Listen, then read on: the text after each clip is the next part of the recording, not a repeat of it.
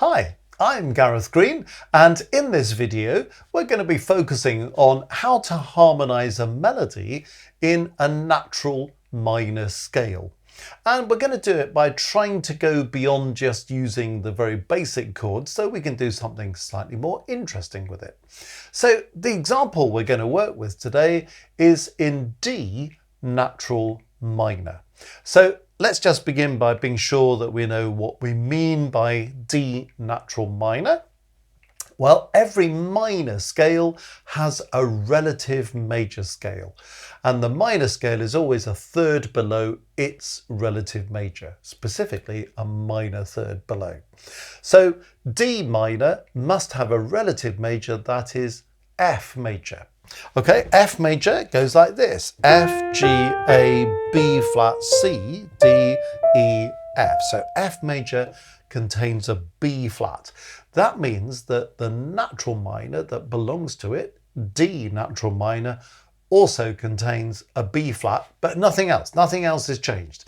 So if you're used to working in the harmonic minor or the melodic minor, then you're used to all this business about in the harmonic minor scale, you use the key signature. So we would use the B flat, but then you would say, oh, I need to raise the seventh note. So you go D, E, F, G, A, B flat, raise the seventh note. So it's C sharp, come down the same way. If you're used to using D melodic minor, you'll be thinking start off the same way. But when you come to number 6, raise it. So B flat becomes B natural. When you come to number 7, also raise it. So C becomes C sharp. Finish off on D. But then when you come down, you do things differently and you come down the natural minor. So C natural, B flat, A, G, F, E, D. So the natural minor is the same notes as the descending melodic minor. If you've learnt about minor keys as harmonic and melodic and you're thinking, what's all this natural lark? Think about it, if you like, as a descending melodic minor scale, or think, I've just got to use the accidentals that belong to the relative major scale, in this case, F major, using that B flat. So D natural minor scale goes D, E, F, G, A, B flat, C, D. And here it is, just at the bottom notes of each of these triads down here. When you want to form your chords, your triads, as always, you add the third and the fifth above the bottom note. So the first note of the scale is D, a third above it is F, a fifth above it is A. So chord number 1 is D, F, A, and that is a chord of D minor. Chord number 2, you do just the same thing, add a third and a fifth above the root, so that's E, G and B flat, remember, because B flat's in the key signature. So that's chord 2, otherwise known as an E diminished chord. Chord 3 is F, A, C, and that's an F major chord. Chord 4 is G, B flat, D, that's a G minor chord. Chord 5 is A, C, E, that's an A minor chord. Chord 6 is B flat, D, F, so that's a B flat major chord. Chord 7 is C, E, G, so that's a C chord, a C major chord. And then we don't call it chord 8 because this one is exactly the same as chord 1, it's just an octave higher. Okay, so what you notice from this is that we get a slightly different kind of flavour of chord than we do in a harmonic or a melodic minor scale. Often conventionally, if we go back to music written post 1600, then the chords are really based on the harmonic minor scale. And in the harmonic minor scale, chords 1 and 4 are minor, 5 and 6 are major, 2 and 7 are diminished, 3 is augmented. So if I was looking at these chords in the harmonic minor scale, well, chord 1 would be the same, D, F, A. Chord 2 would be the same, E, G, B flat. Chord 3 would be F, A, C sharp. And that gives me an augmented chord, whereas actually in the natural minor, I've got a major chord. Chord 4 would be the same, G, B flat, D. chord 5 will be different. It will be a C sharp E, which gives me a major chord for chord 5, whereas in the natural minor, it's a C natural, so it's a minor chord. Chord 6 is the same, B flat, D, F. Chord 7 in the harmonic minor scale would be C sharp, E, G, therefore would be a diminished chord, but here in the natural minor, it's a major chord. So actually, even though many people watching this will be very used to working in the harmonic minor scale, if you're that person, you will know that actually chord 3 can be a bit tricky in the minor scale, in the harmonic minor scale, because it's an augmented chord, and some textbooks say don't touch it with a barge pole.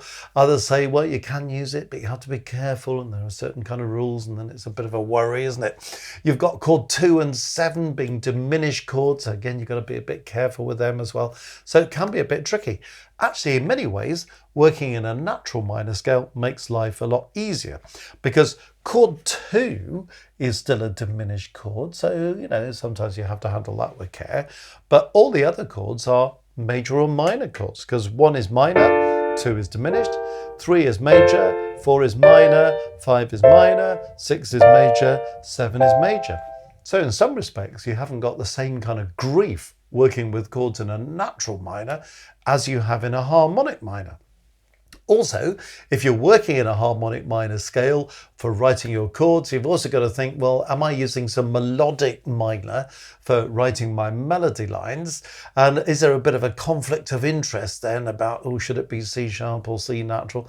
And you've got to sort of duck and dive with all that stuff. Actually, once you're in the natural minor, life is a lot easier. So this may be a very familiar topic to you, or it might be a whole kind of new ball game. Oh, natural minor, yeah. Maybe you've not thought about natural minor scales before, or maybe you've known about them for ages, but you've not really thought about how to harmonize in a natural minor. And certainly I have people getting in touch with me saying, never quite sure how to deal with a natural minor. Well, here we go. Let's have a look.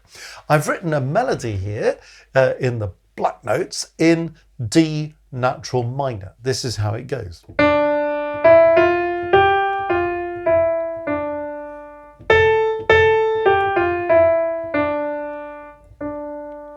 It's a very straightforward melody on purpose. It's just 2 phrases of 2 bars, 2 measures, and there's nothing complicated about the melody, but it's all using notes of the natural minor. Now, what I'm trying to do then is to say, well, here's a possible way to harmonize it. Lots of other ways, but let's have a look at what I've done here. So I've sort of looked at this D and this F, and I've said, well, they both belong to chord 1, this D minor chord, and we can treat this E as a passing note, a passing tone. So chord 1 will do very nicely. And because we've got this passing note, this passing tone, I thought, well, we could use one here as well. So we have a double passing note or a double passing tone. But that's all chord 1, all a D minor chord. Then we have G in the melody at the end of the first bar, the end of the first measure. So I've changed the chord there to a chord 4. So by the time we get here, we've got chord 4, a G minor chord. And then when we go into the next measure, let's just have a little look at what we've got here. I'm actually using a chord 3. So this is where if you were dealing with the harmonic minor, you'd be thinking, oh dear, chord 3 augmented, this is going to be trouble, let's do something else. Actually, you don't need to be frightened of it at all in the natural minor, because chord 3, as we said, is an F major chord, nothing too complicated. All I've done is to put that F major chord in first inversion. So it's a 3B, or you might know it as a 3/6 chord. And in terms of lead sheet style, it's an F major / A chord, F/A. So first inversion of that chord 3. Do you see? That's great, isn't it? It's not augmented in the way that it is in a harmonic minor. It's just an ordinary major chord, this time in first inversion. Then I've used chord 5, and you'll notice, you know, in the natural minor scale, chord 5 is that minor chord. In a harmonic minor, it's a major chord. It would have a C sharp in it, but in the natural minor, it's C natural, and it's a minor chord, which is rather nice. So we've got that, and then I've put a little passing note into the tenor part. You know, we have these passing notes here, these passing tones. So let's have one there, why not? And then I've used a chord 6 or a B flat major chord, giving us a little interrupted cadence there. And then when I go into the next line, I've got 2 A's. I could change the chord because A is obviously something that appears in chord 1, it's in chord 3, it's in chord 5. So you could use any of those, but I'm deciding to stick with the same chord, the D minor chord, but I'm just changing the inversion. So I'm going from root position to first inversion. I'm going from D minor to D minor / F. So I've got this. That's how that works. So you get kind of not changing the chord, but changing the flavor of it by the position changing. Then I've gone for a chord 4 or a G minor chord at this point. And then there's a little passing note, passing tone in that soprano voice. And then I've gone for this chord, which is chord 7. Another one of those chords that can be troublesome in the harmonic minor, but it's a nice solid major chord in the natural minor. So there's a chord 7 or a C chord. And then I got these 2 Ds at the end, so I could just go D minor and repeat it. But just to make it a bit more interesting, I've included a 4/3 suspension. So this is a 4th above the bass, resolving to a 3rd above the bass, and this note is prepared in the previous chord. So that's how a suspension works. You might just think, well, I don't know what that's about. This is a sus4 chord and then going on to that D minor chord. You can think of it as a sus4, that's absolutely fine. Or you can think of it as a suspension that's been prepared, sounded, resolved, and it's going from a 4th to a 3rd above the bass note. So we call it a 4/3 suspension. And it just makes it slightly less boring than just going D minor again. If I go, it just spruces it up a little bit. So I'm trying to show that for people who are used to working kind of more conventionally, maybe with a harmonic minor scale, actually you can still use inversions in the same way. You can use extension chords, you can use suspensions, you can use passing notes, passing tones. All the language is just the same. It's just that you're applying it in the natural minor.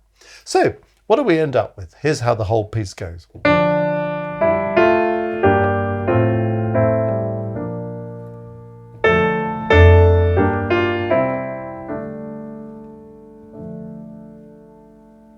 So there we are.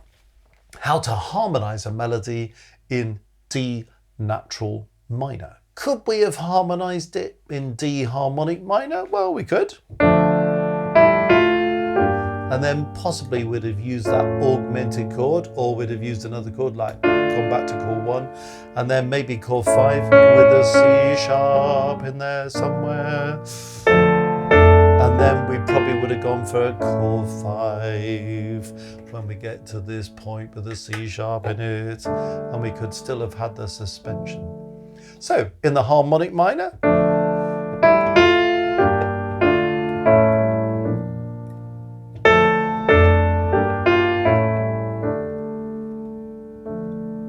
in the natural minor,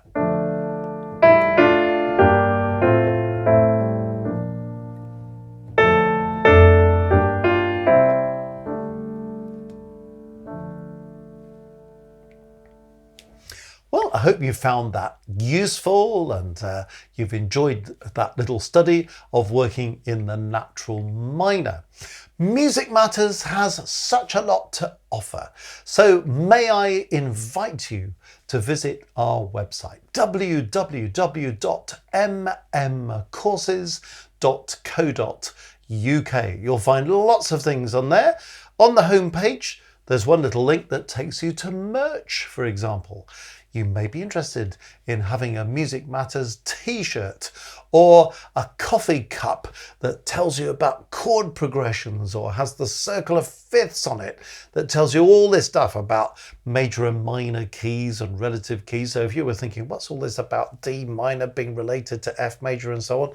Well, you can have it all on your own coffee cup with the circle of fifths explaining how all those keys work. Lots of other things, music bags, I don't know what else. So if merch is something that's of interest to you, or you're thinking, yeah, a music shirt, that would be nice, or a musical mug, or a music bag, well, have a look at merch, see what else you can find while you're on the website that might well be of interest to you.